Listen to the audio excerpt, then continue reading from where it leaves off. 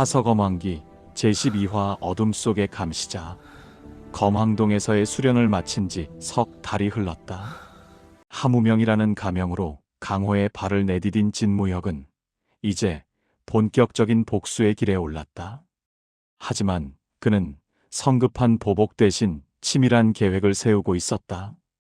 태원성 외곽의 허름한 여관 다락방에서 무혁은 지난 석 달간 수집한 정보들을 정리하고 있었다. 촛불 아래 펼쳐진 지도 위에는 빼곡한 글씨들이 적혀 있었다. 혈마검존 독고천마. 그의 행적을 추적하는 것이 먼저다. 무혁의 손끝이 지도 위의 여러 표시를 따라 움직였다. 마교의 본거지인 천마교는 서역 곤륜산맥 깊숙한 곳에 자리하고 있었지만 독고천마는 좀처럼 그곳에 머물지 않는다는 것이 확인된 정보였다. 마교 10걸 중 하나인 그가 직접 움직인다는 것은 분명 큰 계획이 있다는 뜻이다. 무혁이 중얼거릴 때 문 밖에서 발소리가 들려왔다. 무혁은 재빨리 지도를 접으며 경계심을 늦추지 않았다. 하무명 공자님 계신가요? 여관 주인의 목소리였다. 무혁은 안도의 숨을 쉬며 대답했다. 들어오시오.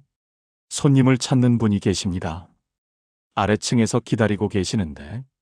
무혁의 눈빛이 순간 차갑게 변했다. 그를 찾는 사람이 있다는 것은 정체가 노출되었을 가능성을 의미했다. 어떤 분인지 아시오? 검을 찬 젊은 협객인데 화산파의 제자라고 하더군요. 유소봉이라는 분이십니다. 무혁의 표정이 밝아졌다. 유소봉은 얼마 전 남양의 악한들을 토벌할 때 만난 동지였다. 검선이라 불리는 그는 정직하고 의협심이 강한 인물이었다. 다락방에서 내려온 무혁은 홀에서 차를 마시며 기다리고 있는 유소봉을 발견했다. 소봉형, 무명, 여기 있었구나. 두 사람은 반가운 인사를 나누었다. 유소봉의 얼굴에는 평소와 달리 걱정스러운 기색이 역력했다. 형의 얼굴이 좋지 않소? 무슨 일인가? 유소봉은 주변을 둘러본 후 목소리를 낮췄다. 마교놈들의 움직임이 심상치 않다. 최근 강남 일대에서 정파 무인들이 연이어 실종되고 있어. 무혁의 눈빛이 예리해졌다. 실종? 시신도 찾지 못했다는 말인가? 그렇다. 마치 연기처럼 사라져버렸지. 하지만 현장에는 모두 마교의 흔적이 남아 있었어. 독고천마의 짓일 가능성이 높군. 유소봉이 무혁을 놀란 눈으로 바라봤다. 내가 혈마검존에 대해 알고 있다니. 무혁은 잠시 망설였다. 자신의 정체를 밝힐 수는 없었지만 유소봉은 믿을 만한 동지였다. 우연히 들은 바가 있소. 그자는 마교 10걸 중에서도 특히 잔혹하기로 유명하지 않소? 맞다. 그런데 이번 실종 사건들의 패턴을 보면 마치 무언가를 찾고 있는 것 같아. 무혁의 가슴이 뛰기 시작했다. 독고천마가 무언가를 찾고 있다면 그것이 무엇인지 알아내는 것이 중요했다. 어떤 패턴 말인가? 실종된 이들은 모두 고수들이야. 그것도 각 문파의 비전 무학에 정통한 자들이지. 무혁의 뇌리에 번개가 쳤다. 혹시 독고천마가 각 문파의 비급을 노리고 있는 것은 아닐까?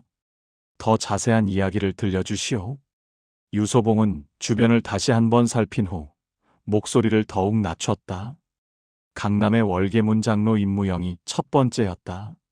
그 다음은 아미파의 사형 정설화, 그리고 사흘 전에는 개방의 8대 장로 황대산까지.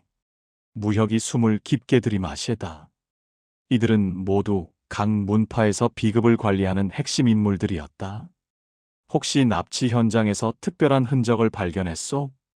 이상한 일이지만 모든 현장에서 검기의 잔향이 남아 있었어. 그런데 그 검기가 하나가 아니야.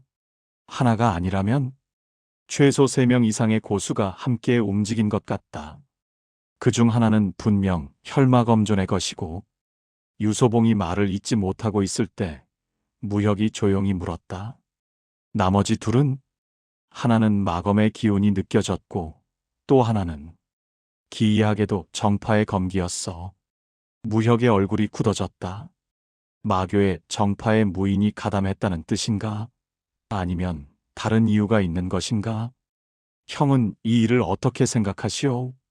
글쎄, 내 추측으로는 독고천마가 각 문파의 절학을 모아 무언가 큰 음모를 꾸미고 있는 것 같아. 만약 그가 각 문파의 비급을 습득한다면 유소봉의 말이 채 끝나기도 전에 여관 밖에서 말발굽 소리가 요란하게 들려왔다. 곧이어 급박한 목소리가 터져나왔다. 유협객, 유소봉 협객 계십니까? 유소봉과 무혁이 동시에 창밖을 내다보았다. 화산파의 복식을 입은 젊은 제자가 말에서 뛰어내리며 여관으로 달려왔다. 무슨 일인가? 문을 열고 나온 유소봉에게 화산파 제자가 헐떡이며 말했다. 사형님, 큰일 났습니다. 장모님께서 납치되셨습니다. 유소봉의 얼굴이 창백해졌다. 무혁 또한 충격을 감추지 못했다. 무슨 소리냐? 자세히 말해. 어젯밤 장모님께서 비각에서 수련 중이셨는데 갑자기 검은 옷을 입은 자들이 나타나서 격전 끝에 장모님께서 끌려가셨습니다. 무혁의 머릿속이 복잡해졌다. 화산파의 장모님이라면 강호에서 손꼽히는 고수인 검신 풍무극이었다. 그런 그가 납치되었다는 것은 현장에 무슨 흔적이 남아 있었나? 무혁이 끼어들어 물었다. 화산파 제자가 놀란 눈으로 무혁을 바라봤다. 이분은 내 동지다. 걱정 말고 말해. 유소봉의 말에 제자가 고개를 끄덕였다. 검은 검기의 흔적이 곳곳에 남아 있었는데 그중 하나는 저희 화산검법의 흔적이었습니다. 유소봉이 믿을 수 없다는 표정을 지었다. 그럴 리가. 우리 화산파에 배신자가 있다는 말인가? 무혁은 침묵했다. 그의 머릿속에서는 하나의 가설이 떠오르고 있었다. 혹시 독고천마가 화산파의 누군가를 조종하고 있는 것은 아닐까? 사형님, 빨리 산으로 돌아가셔야 합니다. 태상장로님께서 긴급회의를 소집하셨습니다. 유소봉이 무혁을 바라봤다. 무명아, 나는 화산으로 돌아가야겠다. 너도 함께. 아니다. 나는 다른 길로 가겠다. 무혁의 눈빛에 차갑고 단단한 결의가 서려 있었다. 독고천마의 정체를 파악해야 한다. 이번이 기회다. 너무 위험해. 혼자서는. 걱정 마시오. 나에게는 나만의 방법이 있다. 무혁이 유소봉의 어깨를 가볍게 두드렸다. 형은 화산파를 지키시오. 나는 마교의 움직임을 추적하겠다. 밤 공기가 차가웠지만 무혁의 가슴은 뜨겁게 타오르고 있었다. 드디어 독고천마의 꼬리를 잡을 기회가 온 것이다. 여관을 나선 무혁은 어둠 속으로 사라졌다. 그의 뒤에는 바람에 날리는 낙엽만이 쓸쓸히 춤추고 있었다. 하지만 무혁이 미처 알지 못한 것이 있었다. 여관 맞은편 누각의 그림자 속에서 누군가가 그의 모든 행동을 지켜보고 있었다는 것을.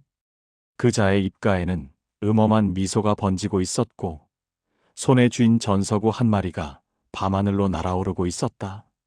드디어 진무혁이 움직이기 시작했군.